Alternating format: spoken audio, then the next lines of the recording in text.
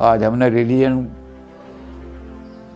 को, जो कम्युनिस्टों का व्यू है, हमारा व्यू नहीं है ये कम्युनिस्टों का व्यू है, तो हमने कम्युनिस्टों का व्यू इसलिए रखा कि कम्युनिस्टों ने कहा कि हमने एक सोसाइटी बनानी है, कैसी सोसाइटी जिसमें इक्वलिटी भी होगी, फ्रीडम भी होगी। उसमें जो बाधा डाल रहे हैं तत्व, उनको निकालने के लिए तो उन्होंने रिलीजन पे सबसे पहले आघात किया कि ये तो अफीम है।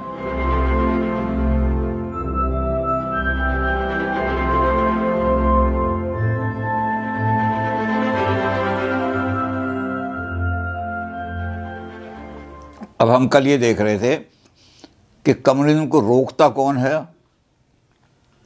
और फिर उस रुकावट को कैसे ख़त्म की जाएगी। दो चीज़ें हैं। बहुत हमने डिटेल में काम कर लिया है, ज़्यादा डिटेल में अब हम नहीं जा रहे, हम तो छोटी छोटी कर रहे हैं।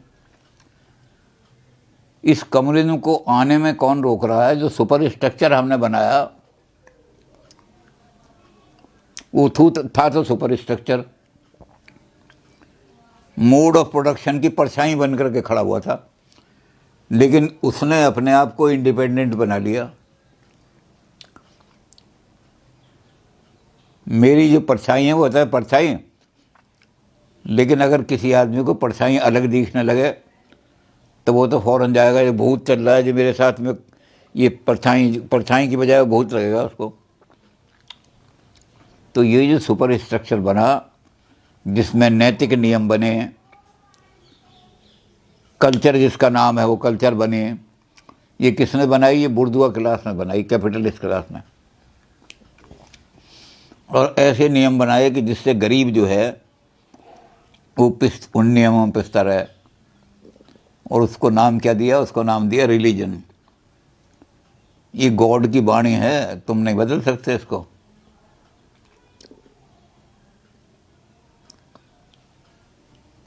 मार्क्स के जो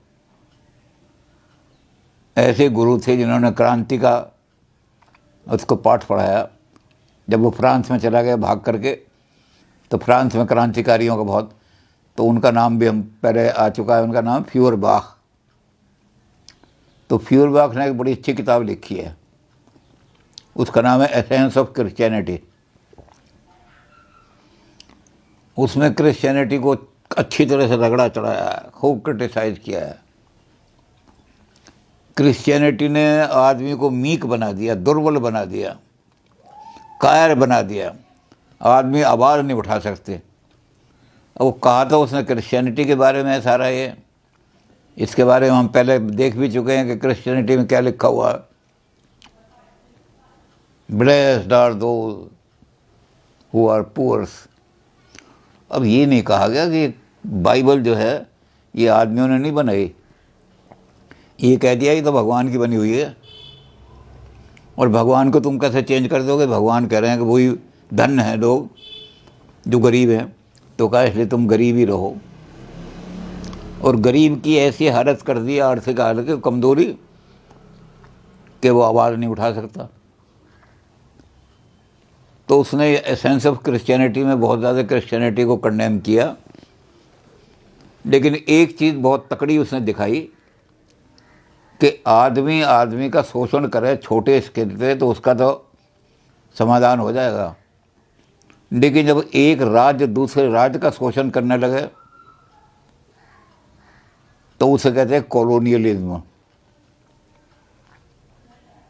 ये बड़े बड़े जो इंडस्ट्रियल राष्ट्र देश थे, इन्होंने अपने माल को बेचने के लिए कॉलोनियाँ ढूंढने शुरू किए, मार्केट ढूंढने शुरू किए। हमारा माल कहाँ बिकेगा ज़्यादा, वहाँ जा कर के अपना माल फेंकना शुरू किया। वहाँ की इकनॉमी कमज़ोर कर दी, और जैसे ही वहाँ की इकनॉमी कमज़ोर हुई उसको अपने कब्जे में ले लिया, कॉलोनी बन गई उनके। इम्पीरियलिज्म, साम्राज्यवाद फैलाया अपना साम्राज्य, उनको स्लेव बना लिया, गुलाम बना लिया। तो एसेंस ऑफ क्रिश्चियनिटी में लिखा है कि क्रिश्चियनिटी ने कॉलोनियलिज्म को फैलाने में और इस साम्राज्यवाद को फैलाने में बहुत, जितनी साम्राज्यवादी शक्तियाँ थीं सबको क्रिश्चियनिटी बड़ी सहायता की। क्रिश्चियन चर्च उनकी कमर पे खड़ा रहा। तो एसेंस ऑफ क्रिश्चियनिटी में उन्होंने कहा कि दुनिया में शोषण का जो बड़ा रूप था, एक देश दूसरे देश का खून चूस रहा है, उसमें सबसे ज़्यादा सहायता क्रिश्चियनिटी ने की। दिखाया उसने लंबा चौड़ा बहुत ज़्यादा। उसका अगर कोई पढ़ना चाहे तो पढ़ ले, फ्यूरबाख की एसेंस ऑफ क्रिश्चियनिटी।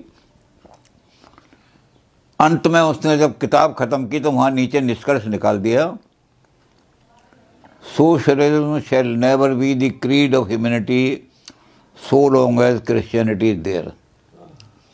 जब तक क्रिश्चियनिटी जिंदा है दुनिया के अंदर, तब तक मानवता में सोशलिज्म नहीं आ सकता, समाजवाद नहीं आ सकता। इसलिए अगर समाजवाद लाना है तो क्रिश्चियनिटी को ख़त्म करो। तो रिलीजन के खिलाफ इन्होंने कहा, रिलीजन जो है क्या करता है, ये गरीबों को मीक बना देता है, भय दिखा करके, भगवान का भय दिखा करके। एक ऊंट सुई के नाके में से निकल सकता है, लेकिन एक सरमाएदार जिसने अपना धन, हमारे यहाँ भी है अन्याय इन अर्थ संचयन, राक्षस कौन है जो अन्याय द्वारा अर्थ संचय करता है, और वहाँ भी उन्होंने ये कहा, जिसने सारी दुनिया का माल हड़प कर लिया अन्याय द्वारा, वो बैठा हुआ आदमी। तो कभी भी क्रिश्चियनिटी को जब तक ख़त्म नहीं करोगे, रिलीजन को ख़त्म नहीं करोगे, रिलीजन में ऐसी बातें, हर रिलीजन में हमारे यहाँ भी ये लिखा है, जय विधि राखे राम ताई विधि रही है, जय विधि रा। क्यों रही है भाई, जय विधि क्यों रही है? जब मुझे रोटी नहीं मिलती, बच्चे मेरे भूखे होते हैं, तो तुम कह देते हो जय विधि राखे राम ताई विधि रही है। तो ये क्रांति क्यों नहीं करने देते? तो कहते हैं रिलीजन जो है आदमी को क्रांति नहीं करने देता। वो कहता है ईश्वर ने जब तुम्हें दंड दिया है, किसी पुराने काल में तुमने कोई पाप किया होगा तो ईश्वर ने तुम्हें दंड दिया है, अब तुम अपने पुण्य करो। किस तरह करो? अपने कर्तव्य का पालन करके करो, राइट मत मांगो अपना कोई, और कर्तव्य करके अपनी ड्यूटी का जब पालन कर दोगे तो ये हो जाएगी ड्यूटी ही भगवान की सेवा है। फिर तुम्हें अगले जन्म में किसी अमीर के घर में जन्म मिल जाएगा। अब ये कहते हैं कि ऐसी ऐसी चीज़ें कह करके रिलीजन ने लोगों को जंजीरों में बांध दिया, सारे रिलीजन ने, और उनको क्रांति से नीचे रखने के लिए एक नशा दे दिया। कौन सा नशा दे दिया? फ्यूचर का। Sacrifice your present pleasure for the sake of imaginary future pleasure. हमको मालूम है जन्नत की हकीकत, लेकिन दिल के बहलाने को गालिब ख्याल अच्छा है। जन्नत वन्नत कुछ नहीं है, यही दुनिया को जन्नत बनाओ, नहीं लोगों को भूख से, बीमारी से और इन चीज़ों से बचाओ, इनको यहाँ स्वर्ग बना दो। इस पृथ्वी पर तो नरक का जीवन व्यतीत कर रहे हैं बेचारे, कीड़ों की तरह नाली की, और स्वर्ग के उन्हें सपने दिखा रहे हो। तो इन्होंने कहा रिलीजन एक बहुत बड़ी अफीम है। अफीम का नशा करके आदमी जो है ना, वो टेम्परेरी रिलीफ प्राप्त कर लेता है, लेकिन जब उठता है नशे से तो ज़्यादा डिप्रेशन होता है उसमें। तो रिलीजन जो है आदमी को जंजीरों में, तकड़ी जंजीरों में बांधता है। अब इन जंजीरों को तोड़ने का क्या तरीका है?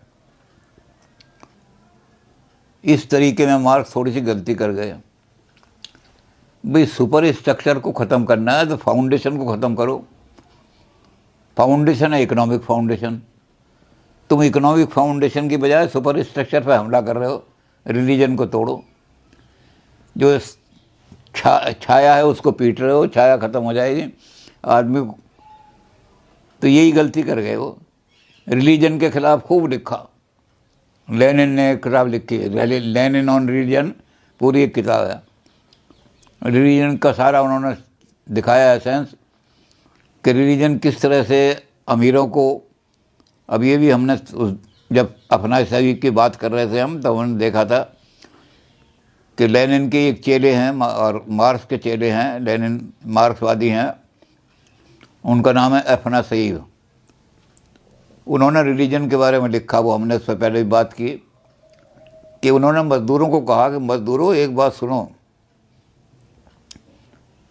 तुम इस बात को ध्यान से नहीं दिया तुमने अपने, ये तुम्हें अमीर लोग जो हैं, ये जी किताब ऐसी लिख दी, इसमें लिखा हुआ है जो अपना सब कुछ सेक्रीफाइस कर देगा, जो सुख पाया राम भजन में वो सुख नहीं अमीरी में, मेरा यार मेरा मन अब लगा फकीरी में।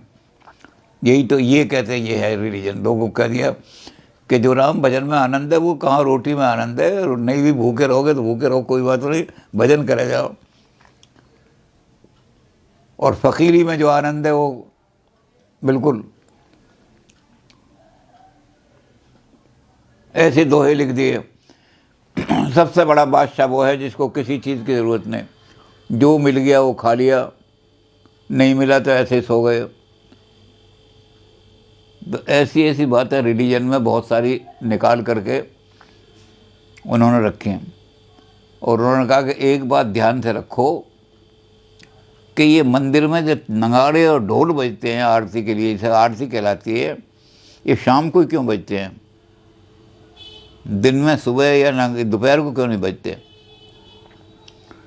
तो अफनासीब ने कहा कि तुम्हें जब दिन में जाते हो मजदूरी मिलती नहीं, या इतनी कम मिली कि बच्चों को तुम दूध नहीं दे सकते, 6-6 महीने हो जाते हैं बच्चे को दूध नहीं मिलता, ऐसे ही पानी में चीनी गजासी घोल के पिला दी, कुछ कर दी, तो तुम्हारा बच्चा रोता है, चीखता है, चिल्लाता है, पापा 1 मिनट एक चम्मच दूध कहीं से ला के पिला दो, मुझे दिल कर रहा है दूध पीने का।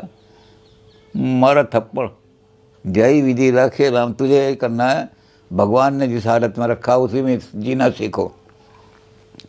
अब वो बच्चा चुप हो जाता है। तो बच्चे की चीत्कार हो रही है, इतने बच्चे तुम्हारी झोपड़ियों में रो रहे हैं। अब भगवान ने अगर सुन लिया ना बच्चे रो रहे हैं इतनी चीत्कार को, तो भगवान इनको नष्ट कर देगा जिन्होंने तुम्हारे बच्चों को रुलाया है। खुद तो खा रहे हैं मक्खन और पराठे, और तुम्हें सूखी रोटी भी नहीं तुम्हारे बच्चे को मिल रही। खुद तो आधा किलो दूध सुबह, आधा किलो दोपहर को, आधा किलो शाम को। अब हम उनका नाम तो नहीं लेते, लेकिन यहाँ ऐसे ही सन्यासी थे। उन्होंने कहा मैंने भोजन छोड़ दिया है। कितने लोग हो गए? 8 साल हो गए मैंने भोजन नहीं खाया। क्या करते हो? मैं सिर्फ 2 केले सुबह, 2 केले दोपहर को, 2 केले शाम को, और आधा किलो 1.5 किलो दूध पी गए तुम, और 6 केले खा गए, और कह रहे हो अन्न छोड़ दे। तो अन्न छोड़, हम भी छोड़ दें, अन्न तो हर एक आदमी छोड़ दे। आप हमें मेवा खिलाया करो, अन्न खाना बिल्कुल छोड़ देंगे, सारी ज़िंदगी अन्न नहीं खाएंगे। तो ये लोगों की आंखों में धूल झोंकने के लिए इन्होंने नियम बनाए हैं, बुर्जुआ लोगों ने, कैपिटलिस्ट लोगों ने। और लोग बड़े प्रसन्न होते हैं। महाराज जी ने 4 साल से भोजन नहीं किया, 6 साल से। महाराज जी दूध आधारी हैं, दूध आधारी महाराज। तुम्हारे बच्चों को 1 चम्मच भी दूध नहीं मिल रहा, ये 1.5 किलो कर रहा है। तो उसने कहा एक काम करो, तुम्हारे बच्चों की चीत्कार सुनाई नहीं देती भगवान को, क्योंकि ढोल नगाड़े इतने ज़ोर ज़ोर से बजते हैं शाम को। और जब बच्चा तुम्हारा थक करके रोना चीखना बंद करके सो जाता है, तब इनकी आरती बंद होती है। तो कहते हैं इसलिए अगर अपने बच्चे को दूध पिलाना है, अपने बच्चे को रोटी खिलानी है, अपने आप को इनको भूख से बचाना है, तो सबसे पहला काम करो, मंदिर के घंटे तोड़ दो, चर्च बेल को तोड़ो। सबसे पहले नगाड़े और घंटे बजेंगे तो तुम्हारे बच्चों की आवाज़ सुनेगा भगवान, और फिर वो इनको जो शोषण करने वाले हैं, जालिम है, अत्याचारी है, इनका नाश करेगा। रिलीजन के खिलाफ आवाज़ उठाओ। दूसरा काम क्या किया कि जितनी अनप्रोडक्टिव लेबर रिलीजन ने प्रोड्यूस की है, उनको कहा पैरासाइट। अब पैरासाइट का हिंदी में क्या अनुवाद करोगे? हिंदी में एक छोटा सा शब्द इन्होंने बना दिया, परासित जीव। लेकिन कम्युनिस्ट आइडियोलॉजी में परासित जीव नहीं है। कम्युनिस्ट आइडियोलॉजी में हराम की खाने वाले, कुछ नहीं मेहनत करनी है, एक पैसा भी नहीं है, और लंबे लंबे चौके पहन के 2 भाषण दिया है, 2000 रुपये चढ़वा लाए, उल्टी सीधी कहानियाँ सुनाई है, पैसे लिया है। तो कहते हैं ये अनप्रोडक्टिव लेबर जो है इसको फिनिश करो। जो प्रोड्यूस करेगा वही खाने का अधिकारी होगा, जो प्रोड्यूस नहीं करेगा उसको कोई खाने का अधिकार नहीं होगा। प्रोड्यूस करने वाले मर रहे हैं, तपसी धनवंत दरिद्र ग्रही। दरिद्री के घर की गृहस्थी के पास तो बच्चे की फीस देने के लिए पैसे नहीं, और तुम्हारे आश्रम में कितना पैसा है? 80 किलो सोना तो इनके आश्रम की नीचे वाली तलैटी में मंदिर के नीचे रखा है भगवान के। अबे तुम्हारे पास 80 किलो सोना रखा है और हमारे घर में बच्चे की फीस भी नहीं, तो क्या करो? तोड़ दो उसको जाकर, उस मंदिर को जहाँ इतना हो रहा है तोड़ो उसको, भगवान की इच्छा पे मत रहो। तो रिलीजन के खिलाफ इन्होंने आवाज़ उठाई। लेकिन एक और आदमी था अपना सहीब के साथ ही, उसने कहा कि भगवान बेवकूफ़ नहीं है,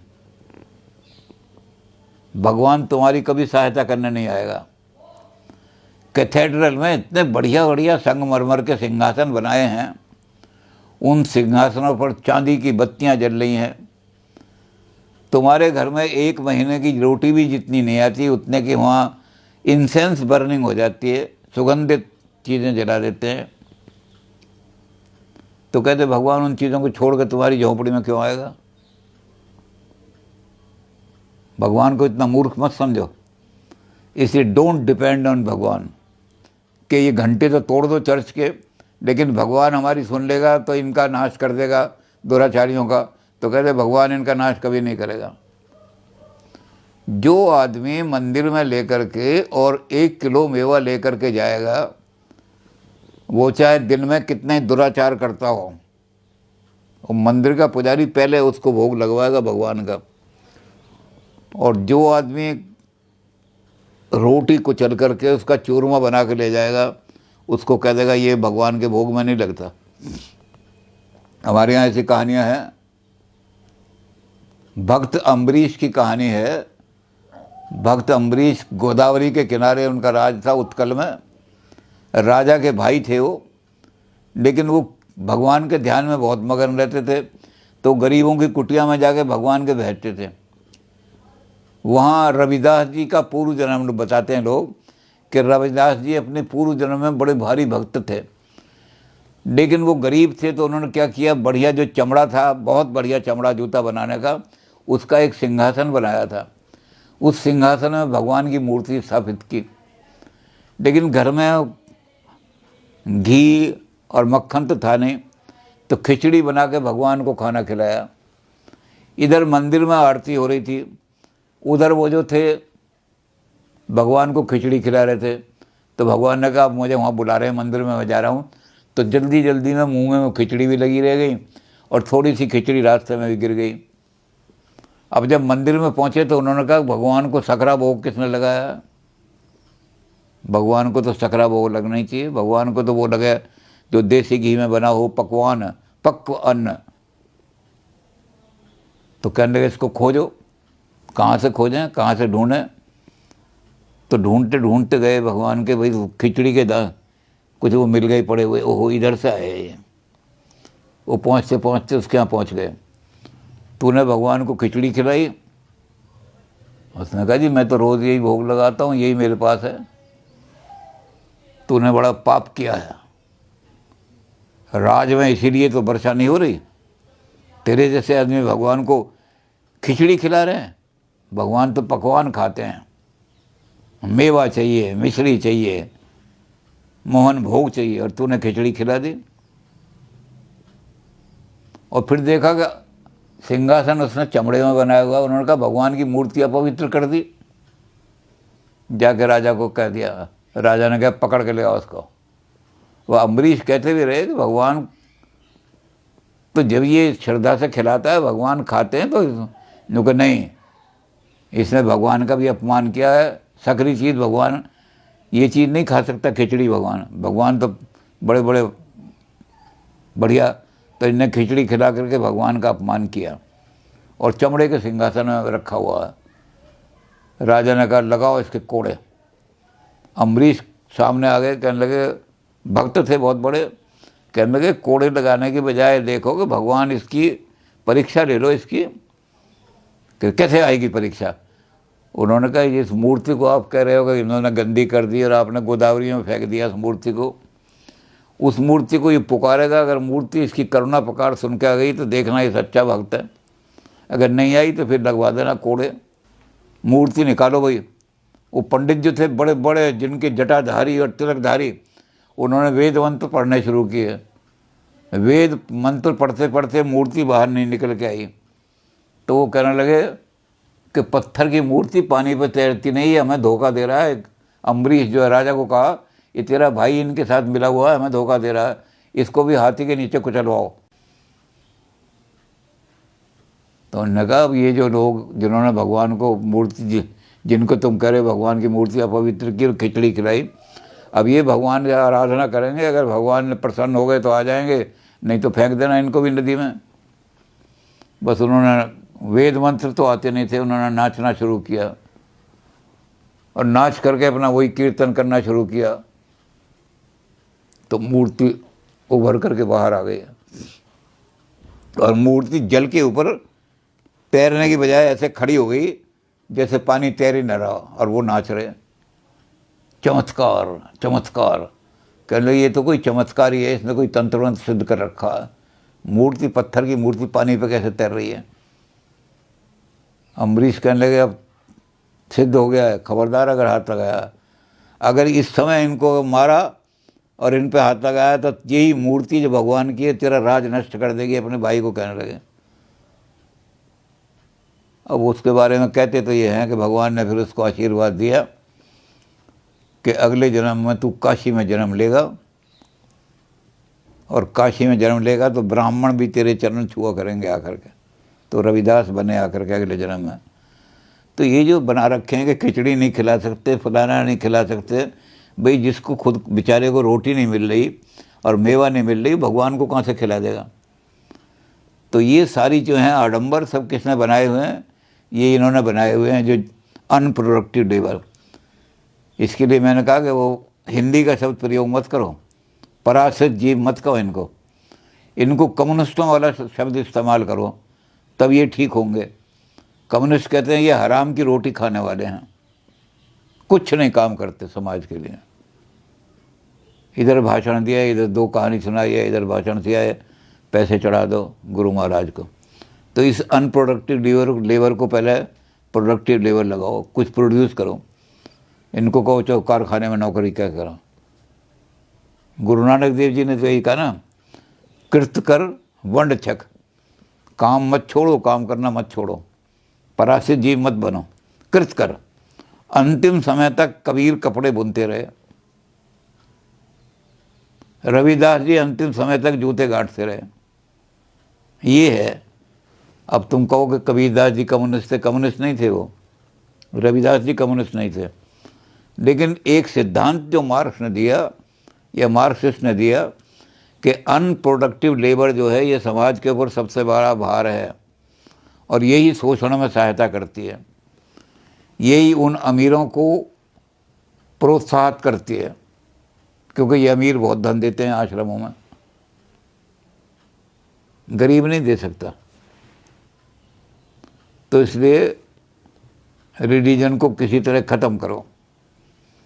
ये सारे शोषण की जड़ रिलीजन है, और जब रिलीजन ख़त्म हो जाएगा तो ये सारी चीज़ें, तब लेबर को पता लगेगा कि अपनी हालत सुधारने के लिए हमें एक गीतों से काम नहीं चलेगा कि जाई विधि रखे, नहीं इस विधि को ही हम बदल देंगे, अपनी हालत हम सुधारेंगे। तो गरीब जो है जब ही क्रांति करेगा जब रिलीजन ख़त्म हो जाएगा। जो बात एसेंस ऑफ क्रिश्चियनिटी में कही उसने, ये मार्क्सिस्ट भी एफ्रासन वगैरह ये कह रहे हैं कि रिलीजन जब तक रहेगा मीक, दुर्बल, हिजड़े बना देगा रिलीजन। वीरता नहीं है, क्रांति नहीं आने देगी, क्रांति की आवाज़। तो ये कम्युनिज्म के आने में सबसे बड़ा शत्रु ये है। अब लबादा ओढ़े खड़े हैं सत्य का भीष्म पितामह, और रक्षा किसकी कर रहे हैं? पापियों की, जो बहू बेटियों को नंगा करके नचाते हैं, उनकी रक्षा कर रहे हैं। तो ये सारे जो लबादाधारी जो हैं, ये सब पाप की रक्षा करने वाले हैं, क्योंकि पाप ही ज़्यादा पैसा देता है इनको। जिसके पास पाप की कमाई है वो ज़्यादा दान करता है, जिसके पास मेहनत की कमाई है उसके पास इतना पैसा ही नहीं होता कि वो आश्रमों में दान करें। तो इस पाप की कमाई में जो इन्होंने आड़ बना रखी है रिलीजन ने, कि रिलीजन उन लोगों को प्रोटेक्ट करता है जो लुच्चे हैं, लफंगे हैं, चोर हैं, लेकिन पैसा है उनके पास। रिलीजन कभी नहीं पूछता कि तुम्हारा चरित्र कैसा है। धनवंत कुलीन मलिन अपी, तुलसीदास जी कह रहे हैं जब कलयुग आएगा तो जो पैसे वाले लोग हैं उनको माना जाएगा ऊंचे। आज एक बहुत बड़े ऊंचे आदमी हमारे कार्यक्रम पर अध्यक्षता करने आ रहे हैं। तो क्या ऊंचे हैं कि जी बड़े करोड़पति, बड़े भारी दानी हैं। और क्या मलिन अपी, दिन भर वो कुकर्म करते हैं, गंदे से गंदा काम करते हैं। उनके हरम में नाचने के लिए वो स्त्रियाँ बुलाई जाती हैं, वहाँ पता नहीं क्या क्या होता है, लेकिन ऊपर से क्या है, दानी है, वो बड़े भारी दानी हैं जी आगे। तो कहते ये जो आवरण सारा सोसाइटी का जो रिलीजन ने डाल रखा है, ये मजदूरों को क्रांति नहीं करने देता। ये घंटी की जो तोड़नी है उसकी चर्च की, इस घंटी को तोड़ने के लिए चर्च कह देता है देखो इसमें लिखा हुआ है ब्लेस दैट डोर, घंटी उंटी तोड़ने की जरूरत नहीं।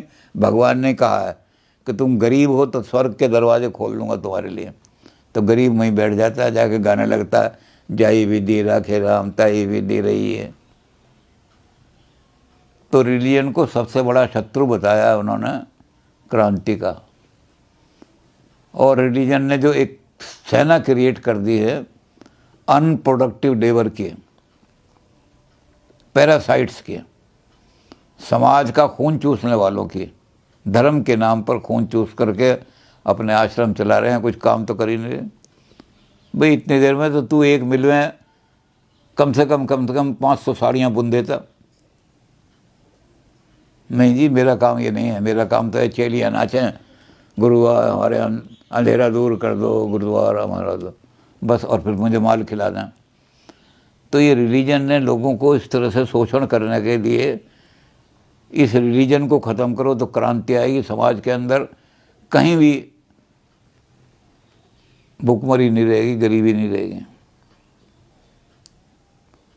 तो मार्क्स और लेनिन रिलीजन को मानवता का सबसे बड़ा शत्रु समझते हैं, और रिलीजन को ख़त्म करने के लिए उन्होंने सारा कहा भी है कि किस किस तरह से रिलीजन को ख़त्म करना। अब हमारे पास एक चीज़ रह गई कि रिलीजन को कौन कैसे तोड़ेंगे, और ये जो छलांग लगानी है हमने रेलम ऑफ नेसेसिटी से रेलम ऑफ फ्रीडम में कैसे छलांग लगाएंगे। तो इसके लिए मार्क्स ने किया कि ये स्लोली प्रोसेस में काम नहीं चलेगा, डेमोक्रेटिक वे से ये परिवर्तन नहीं आएगा कि आप क्लास सोसाइटी की बजाय क्लासलेस सोसाइटी में पहुँचें। इसके लिए डिक्टेटरशिप लानी पड़ेगी, और वो डिक्टेटरशिप जो है वो प्रोड्यूसर की, उनकी ओनर्स की नहीं होगी, वो कैपिटलिस्ट क्लास की नहीं होगी, वो बूर्जुआ की नहीं होगी, वो उन लोगों की होगी जो प्रोड्यूसर हैं। प्रोड्यूसर कहेंगे हम ही हर चीज़ के मालिक हैं, अब तक तुम थे, इसलिए हम एलिमिनेट करेंगे किनको, दो चीज़ों को एलिमिनेट करेंगे। जितने रिलीजियस सेंटर हैं उनको मानवता के केंद्र में बदल देंगे। चर्च जो है कन्वर्टेड इनटू, या तो चर्च को हम स्कूल बना देंगे, या कोई वेलफेयर होम जहाँ गरीबों के लिए कपड़े लत्ते मिलते हो, सारे कुछ बना। मंदिरों को ख़त्म कर देंगे, मस्जिदों को ख़त्म कर देंगे, ताले लगवा देंगे उनमें। तो जब हमारी डिक्टेटरशिप आएगी तो पहला काम ये करेंगे कि जो आदमी पुण्य का लबादा ओढ़ करके और पाप का संरक्षण कर रहा है, अच्छा आप एक कानून बनवा दो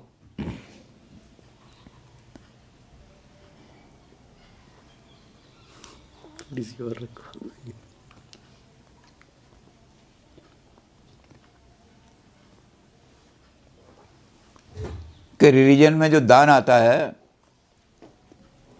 उस पर भी टैक्स लगेगा। तो फिर बताना पड़ेगा इसने 4 लाख रुपए दान दिया, ये कहाँ से आया, इसके पास 4 लाख, पहले उसको एक्सप्लेन करना पड़ेगा। अब तो है कि जो चैरिटी में दे दिया उस पर टैक्स नहीं लगता, तो कोई पूछता ही नहीं कहाँ से दिया। और गुमनाम दान डालिया गए, जितना नंबर 2 का पैसा है वहाँ जाकर डालिया 1 लाख रुपया, 1 करोड़ बचा लिया अपना टैक्स लगने। तो अगर ये कर दिया जाए कि दान की रसीद कटेंगी, उन्हें बताना पड़ेगा ये पैसा कहाँ से दान में आया, फिर उसको, तो सारे आश्रम बंद हो जाएंगे अभी। लेकिन ये आश्रम क्या कर रहे हैं, ये किसी से नहीं पूछते कि तूने पैसा कहाँ से कमाया। सब पाप की कमाई जितनी है नंबर 2 की, सब वहाँ जाके दे आते हैं चर्च में, और दानी कहलाते हैं, अपने बोर्ड लगवा लेते हैं। बड़े भारी दानी हैं, वो 1 करोड़ रुपया दान करके गए हैं। भाई 1 करोड़ आया कहाँ से, पहले ये तो बताओ। उस 1 करोड़ पर टैक्स भी दिया है इसने, नहीं टैक्स चोरी कर कर आके लाया। तो रिलीजन को हम ख़त्म करेंगे सबसे पहले। डिक्टेटरशिप जो आएगी वो पहले रिलीजन को ख़त्म करेगी, क्योंकि रिलीजन प्रोटेक्ट कर रही है उन कैपिटलिस्ट लोगों को, और जो कैपिटलिस्ट हैं उनको हम एलिमिनेट करेंगे। ये थोड़े दिनों के लिए, क्योंकि ये हिस्टोरिकल फेज नहीं होगा, ये तो सिर्फ जंप लगाने के लिए रास्ता। जब हम जंप लगाते हैं तो कहीं बीच में गिर ना जाएं, तो इसलिए पहले रास्ता ठीक करना चाहिए।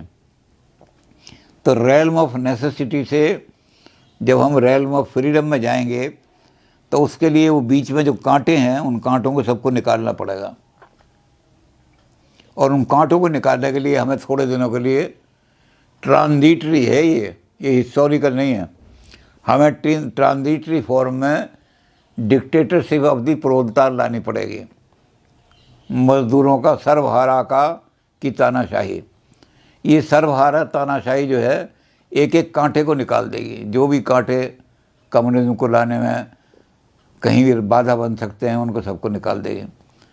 तो ये डिक्टेटरशिप की बात जो है, इस पर हम चर्चा करेंगे, और उसके बाद फिर देखेंगे कि मार्क्सिस्ट एक्ट में मार्क्स की जो प्रोडिक्शन थी कि ऐसे कम्युनिज्म में जाएंगे, ऐसे जाएंगे, उन प्रोडिक्शन में कहाँ कमी रहेगी जिसकी वजह से मार्क्सिज्म सक्सेसफुल नहीं हो सका। तो पहले हम डिक्टेटरशिप को देखेंगे। कल हम इस पर विचार करेंगे कि प्रोलतार की डिक्टेटरशिप हालांकि टेम्परेरी फेज होगी, लेकिन बहुत ज़रूरी है। एक भी अगर आतंकवादी रह गया छुपा हुआ, तो सारा पता नहीं कितने आदमियों को मार दे। इसलिए एक एक को चुन करके ख़त्म करेंगे, चुन चुन करके। रिलीजन को भी चुन चुन के निकालेंगे, और ऐसे लोगों को भी जो शोषण करने वाले हैं निकालेंगे। तो इसलिए टेम्परेरी फेज हमें लाना पड़ेगा स्मूथनिंग करने के लिए, कम्युनिज्म का रास्ता सरल करने के लिए ये हमें डिक्टेटरशिप लानी पड़ेगी। तो हम डिक्टेटरशिप की बात करेंगे। हालांकि लोग डिक्टेटरशिप से घबरा जाते हैं, तानाशाही होगी, लेकिन ये कहते हैं तानाशाही बहुत ज़रूरी है। आज जो भारत में इतनी गुंडागर्दी और सारा ये हो रहा है, तो लोग ये कह रहे हैं कि डेमोक्रेसी नहीं, थोड़े दिनों के लिए तानाशाही लाओ, तानाशाही बिठा दो, और वो तानाशाही क्या करे, जो गुंडागर्दी करे गोली करो। ये नहीं मुकदमा चल रहा है और मुकदमे में किसी वकील को उन्होंने पैसे दे दिए, उनने गवाही तोड़ लिए और गवाह तोड़ करके मुकदमा जीत गया। ये सब अगर डिक्टेटरशिप आ जाएगी तो सबको ठीक कर देगी। तो मार्क्सिस्ट कहते हैं कि डिक्टेटरशिप लानी ज़रूरी है। अगर कम्युनिज्म की तरफ कूद लगानी है हमने, तो बीच में डिक्टेटरशिप लाओ और स्मूथनिंग कर दो रास्ता, और फिर जंप लगेगी तो कम्युनिज्म आ जाएगा। तो डिक्टेटरशिप पे भी चलो थोड़ा सा विचार करेंगे। आज हमने रिलीजन को, जो कम्युनिस्टों का व्यू है, हमारा व्यू नहीं है ये कम्युनिस्टों का व्यू है, तो हमने कम्युनिस्टों का भी इसलिए रखा कि कम्युनिस्टों ने कहा कि हमने एक सोसाइटी बनानी है, कैसी सोसाइटी जिसमें इक्वलिटी भी होगी, फ्रीडम भी होगी। उसमें जो बाधा डाल रहे हैं तत्व उनको निकालने के लिए, तो उन्होंने रिलीजन पे सबसे पहले आघात किया कि ये तो अफीम है। एसेंस ऑफ क्रिश्चियनिटी किताब जो है उसका निष्कर्ष जो निकाला है वो बिल्कुल सही निष्कर्ष निकाला है उसने। यानी सारा उसने दिखा के कि दुनिया में कैपिटलिज्म, देशों को गुलाम बनाना, अंग्रेज़ों ने सारी दुनिया को गुलाम बनाया, इसके पीछे कौन है? चर्च ने सबको सपोर्ट किया है। तो उसने कहा कि दुनिया को गुलाम बनाने का काम ईसाइयत ने किया है, और इसलिए सोशलिज्म दुनिया में नहीं आएगा जब तक ईसाई रहे। Socialism shall never be the creed of humanity so long as Christianity exist. तो रिलीजन के खिलाफ जो बात करी उन्होंने, उसमें हमने हालांकि बहुत कुछ लिखा है उन्होंने रिलीजन के खिलाफ, लेकिन रिलीजन का हमने बता दिया कि दो ही चीज़ों, अनप्रोडक्टिव लेबर। रिलीजन ने बहुत, जिनको हम साधु और संत कहते हैं, आश्रम वाले, उनको उन्होंने कहा अनप्रोडक्टिव लेबर, जो प्रोडक्शन में बिल्कुल नहीं लगे हुए और खाने में लगे हुए हैं, इसलिए उनको पैरासाइट का शब्द इस्तेमाल किया। और पैरासाइट को हमने हिंदी में ट्रांसफर कर दिया हराम का माल खाने वाले। तो ये हम मार्क्सिस्टों की तरफ से कह रहे हैं कि उन्होंने रिलीजन को अच्छी तरह से रगड़ा चढ़ाया है, समझे।